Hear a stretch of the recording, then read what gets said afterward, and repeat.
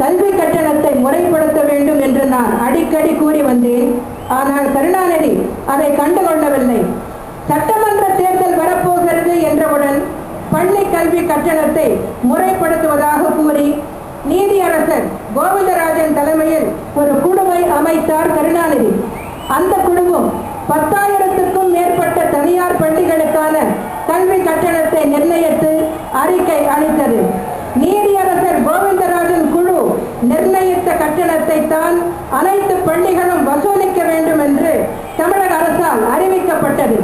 ஆனால் அதன் பிறகு நடந்தது என்ன? வசூல் வேட்டை. கருணாநிதி குடும்ப வசூல் அந்த மாதிரி ஆகிவிடக் கூடாது என்பதற்காக பணத்தை அள்ளி வீசினார் கருணாநிதி. பிரியாணி பொட்டலங்களை கொடுத்தார், மதுபான பாட்டில்களை கொடுத்தார், பள்ளிகளுக்கு விடுமுறை அறிவிக்கப்பட்டது.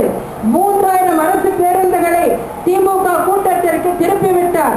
அப்படியும் அந்த அளவுக்கு கூட்டம் வரவில்லை. நிகழ்ச்சிகளை நடத்தி தர வேண்டும் என்ற திமுகவினரின் நிர்பந்தத்தை துணிச்சலுடன் எதிர்த்த முன்னணி திரைப்பட நடிகர் கருணாநிதியின் இல்லத்திற்கு அழைக்கப்பட்டு தகாத வார்த்தைகளால்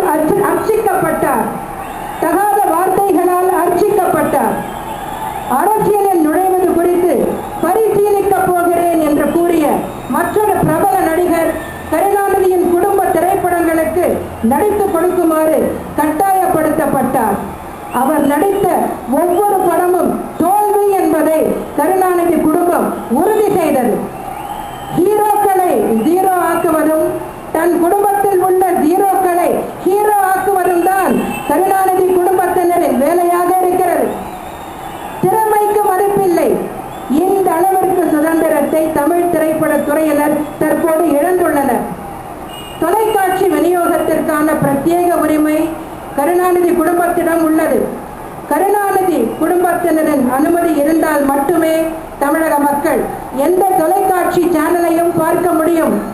இந்த மதுரை பொதுக்கூட்டம் ஜெயா தொலைக்காட்சி மூலம் நேரடியாக ஒளிபரப்பப்படுகிறது. ஆனால் கருணாநிதி குடும்பத்தினரின் கட்டளைகளுக்கிணங்க தமிழகத்தின் பெரும்பாலான இடங்களில் இந்த நிகழ்ச்சி கேபிள் ஆபரேட்டர்களால் இருட்டடிப்பு செய்யப்படுகிறது. கேபிள் ஆபரேட்டர்கள் மிரட்டப்படுகிறார்கள். தமிழ்நாட்டின் இன்றைய நிலைமை இதுதான். ஏதோ பல இடையூறுகளை சமாளித்து எப்படியோ ஜெயா டிவி இன்னும் தாக்குப்பிடித்து செயல்பட்டு கொண்டிருக்கிறது. ஜெயா டிவியை அடியோடு முடக்கி செயல்பட விடாமல் மூடிவிட வேண்டிய நிர்பந்தத்தை ஏற்படுத்த மாநில அரசிலும் மத்திய அரசிலும் உள்ள முழு அதிகாரத்தையும் பயன்படுத்தி கருணாநிதி விடாமுயற்சி செய்து கொண்டிருக்கிறார்.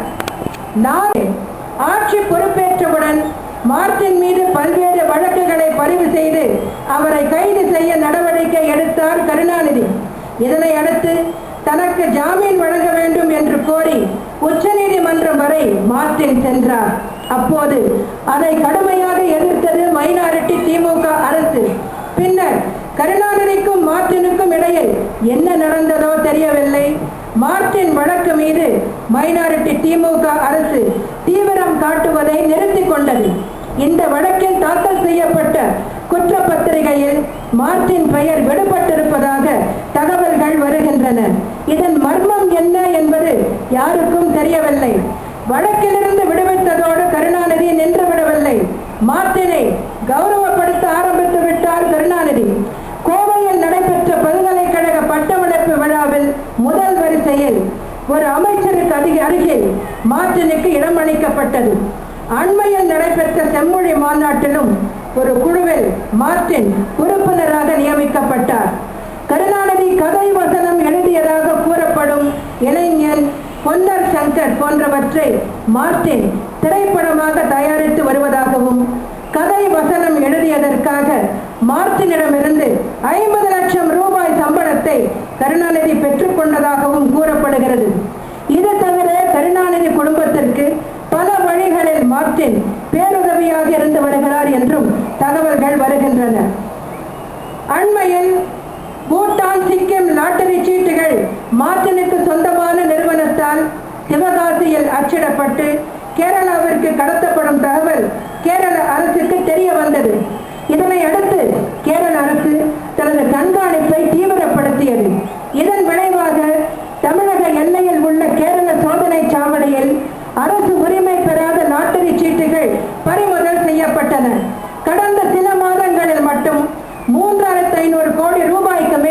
லாட்டரி சீட்டுகள் விற்கப்பட்டுள்ளதாக கூறப்படுகிறது. உடனே பூட்டான், சிக்கிம் லாட்டரி விற்பனைக்கு கேரள அரசு தடை விதித்தது. இந்த தடையை எதிர்த்து கேரள உயர்நீதிமன்றத்தில் வழக்கு தொடுத்தார் மார்டின். இந்த வழக்கில் மார்டினுக்கு ஆதரவாக வாதாடிய வழக்கறிஞர் யார் தெரியுமா? தமிழக அரசின் அட்வொகேட் ஜெனரல். தமிழக மக்களை பாதிக்கிற கல்வி கட்டண வழக்கு சென்னை உயர்நீதிமன்றத்தில் நடைபெற்ற போது அட்வொகேட் ஜெனரலை அனுப்பவில்லை கருணாநிதி. ஆனால் லாட்டரி சீட்டு விற்பனை குறித்து கேரள உயர்நீதிமன்றத்தில் நடைபெறும் வழக்கிற்கு தமிழக அரசின் அட்வொகேட் ஜெனரல் செல்கிறார். கருணாநிதிக்கும் லாட்டரி மாஃபியாவுக்கும் உள்ள நெருக்கம் தெரிகிறதா? புரட்சி தலைவர் எம்ஜிஆர் அவர்கள் 1977ஆம் ஆண்டு முதலமைச்சராக பொறுப்பேற்றவுடன் முடிக்கப்படாமல் இருந்த மதுரையை மீட்ட சுந்தர பாண்டியன் திரைப்படத்தை முடித்துக் கொடுப்பதற்காக நடித்தார். அப்போது முதலமைச்சராக இருந்து கொண்டு நடிக்க கூடாது என்று வேறு ஒருவர் மூலம் வழக்கு போட வைத்தார் கருணாநிதி. ஆனால் இன்று கருணாநிதி என்ன செய்து கொண்டிருக்கிறார்? கதை வசனம் என்று எதையோ கிறுக்கி அதை வைத்து காசு பார்த்து கொண்டிருக்கிறார். இவருடைய கதை வசனத்தை வைத்து திரைப்படம் எடுத்தால் படம் ஓடாது. திரைப்படம் எடுக்க யாரும் முன்வர மாட்டார்கள். அதனால்தான் இது போன்ற சட்டவிரோத செயல்களில் ஈடுபடுபவர்களை பயன்படுத்திக் கொள்கிறார். முதலமைச்சருக்கான பணியை கருணாநிதி செய்வதே கிடையாது. தமிழ்நாட்டின் நலனுக்காக, நமது நலனுக்காக இந்த மைனாரிட்டி திமுக அரசு தூக்கி எறியப்பட வேண்டும். இதை செய்யக்கூடிய சக்தி மக்களாகிய உங்களிடத்தில் தான் இருக்கிறது. தன்னிடம் உள்ள லஞ்ச பணத்தை கொடுத்து உங்களை எல்லாம் அடிமையாக்க நினைக்கிறார் கருணாநிதி. நதி எங்கே போகிறது கடலை தேடி என்ற பாடலை நீங்கள் கேட்டிருப்பீர்கள். ஆம், அனைத்து நதிகளும் கடலை தேடித்தான் செல்கின்றன. ஆனால் ஒரே ஒரு நதி மட்டும் கடைசியில் கடலோடு கலக்காமல் ஒரு கண்மாயோடு நிறைவுற்று விடுகிறது. அந்த ஒரே நதி இதோ இங்கே ஓடிக்கொண்டிருக்கும் வைகை நதி. என்ன காரணம் என்று கேட்டால், தென்னாட்டுடைய சிவனே போற்றி என்று வணங்கும் ஈசனுக்கு அமர்ரம் என்ற பெயரால் ஆலகால விஷத்தை கொடுத்தது இந்த கடல் தான். எனவே நான் கடலோடு கை குலுக்கவே மாட்டேன் என்று அந்த நதி சொல்கிறதாம். இப்படி நதிக்கு கூட ரோஷமும் வீரமும் உள்ள மண் மதுரை. நதியை போலவே மக்களாகிய நீங்களும் தீய சக்தியின் ஜனநாயக படுகொலை செயலுக்கு துணை போக மாட்டீர்கள் என்ற நம்பிக்கை எனக்கு உண்டு. அனைத்து இந்திய அண்ணா திராவிட முன்னேற்ற கழகத்தின் ஆட்சிக்கான கவுண்ட் டவுன் முன்பே தொடங்கிவிட்டது. அடுத்த ஆண்டு கழகத்தின் ஆட்சி அமைந்த சில மணி நேரங்களிலேயே மதுரை மக்களுக்கு பூரண விடுதலை கிடைக்கும் விதத்தில் மீண்டும் பழைய மதுரையினுடைய அமைதியை நிலைநாட்டும் விதத்தில் மதுரை மக்களின் நிம்மதியை குறைக்கின்ற தீய சக்திகள் இங்கிருந்து அப்புறப்படுத்தப்படும். மீண்டும் அழகிய மதுரை மாநகரம் நிர்மாணிக்கப்படும். இப்பொழுது தமிழகத்து மக்கள் முடிவெடுக்கும் நேரம் வந்துவிட்டது. முடிவு எப்படி எடுக்க போகிறார்கள் என்பது ஏறத்தாழ நமது தீய சக்தி கருணாநிதிக்கும் தெரிந்துவிட்டது. அவர் நம்புவதெல்லாம் பணத்தை தான். கோடி கோடியாய் சுருட்டி வைத்திருக்கும் கொள்ளை பணத்தை கட்டவிழ்த்து கொடுத்தால் தமிழக வாக்காளர்கள் தனக்கு அடிபணிந்து மீண்டும் வாக்களிப்பார்கள் என்று மக்களின் மீதான ஏராளமான நம்பிக்கையை கருணாநிதி வைத்துக் கொண்டிருக்கிறார். ஆனால் இந்த மதுரை மண்ணில் நின்று கொண்டு நான் இன்றைக்கு சொல்கிறேன், தமிழ்நாட்டில் நிலவும் அத்தனை பிரச்சனைகளுக்கும் ஒரே அருமருந்து இரட்டை இலை என்னும் பச்சிலை மருந்துதான் என்ற தீர்க்கமான முடிவிற்கு மக்கள் வந்துவிட்டார்கள். நாம் ஆயத்தமாக வேண்டும். கூட்டணி எப்படி இருக்குமோ என்கிற ஒரு சின்ன சந்தேகம் உங்களிடம் இருக்கலாம்.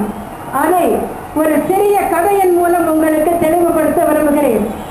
ஒரு ஊரில் விஞ்ஞானம் வளராத காலத்தில் 3 கிலோமீட்டர் நீளமுள்ள பாலம் ஒன்றை கட்டினார்கள். இந்த பாலத்தின் கட்டுமான பணி புகழ்பெற்ற பொறியாளரின் மேற்பார்வையில் கட்டி முடிக்கப்பட்டது. வெள்ளோட்ட ஏற்பாடுகள் நடந்தன. அந்த பொறியாளர் அதிகாரிகளை கூப்பிட்டு, இந்த பாலத்தின் மொத்த எடை தாங்கும் சக்தி 30 டன். 30 டன்னுக்கு மேலே ஒரு குண்டூசி அளவுக்கு எடை கூடினாலும் பாலம் இடிந்து விழுந்துவிடும். அதற்கு நான் பொறுப்பாக முடியாது என்று கூறினார். பின்னர் லாரியில் சரக்குகள் ஏற்றப்பட்டன. லாரி எடையுடன் 30 டன் எடை இருக்கிறதா என்று சரிபார்க்கப்பட்டது. லாரி புறப்பட தயாரானது. பாலத்தின் மறுமுனையில் மாவட்ட ஆட்சித் தலைவர், வருவாய்த்துறை அதிகாரிகள், கட்டுமான பணியிலே ஈடுபட்டவர்கள், பொதுமக்கள் என ஒரு பெரிய கூட்டம் லாரியின் வெள்ளோட்ட காட்சியை பார்ப்பதற்காக கூடியிருந்தது.